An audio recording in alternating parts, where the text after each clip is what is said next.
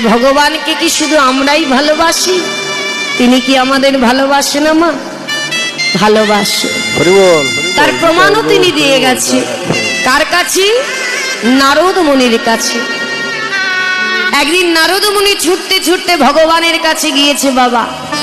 যাওয়ার পরে ভগবানকে জিজ্ঞাসা করছে, ও দয়াময়, আমি যখনই আসি এই বৈকুণ্ঠে তো তোমায় দেখতে পাই না।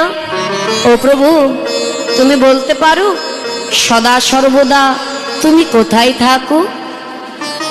ভগবান মৃদু হেসে বলে, বাহ, উত্তম প্রশ্ন করেছো তুমি। সদা সর্বদা আমি কোথায় থাকি জানো না রো?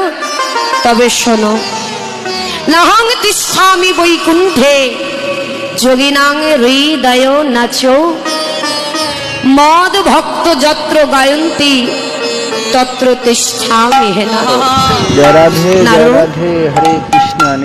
আমি ওই বৈকুণ্ঠে থাকতে ভালোবাসি না, আমি যোগীদের হৃদয়েও থাকতে ভালোবাসি না। আমি কোথায় থাকতে ভালোবাসি জানো?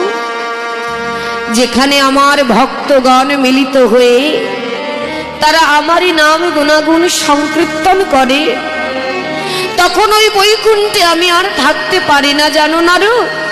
তাদের বদনে নাম শুনে ওই বৈকুণ্ঠ হতে আমি ওই ভক্তের কাছে ছুটে আসি।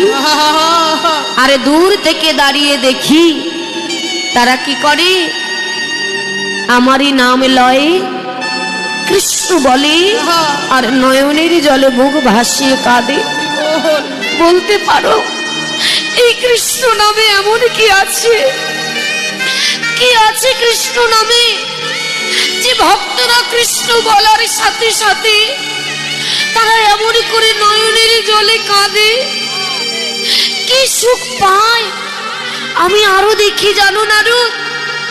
আমি দেখি তারা যখন নামে প্রেমে বিভোর হয়ে যায়, তারা জ্ঞানে শূন্য হয়ে যায়।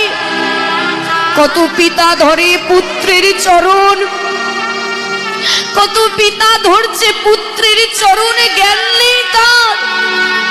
তখন আমার বড় স্বাদ জাগে জানো গো, যে তারা কৃষ্ণ বলে কি সুখ পায় আমিও একটু জানতে চাই।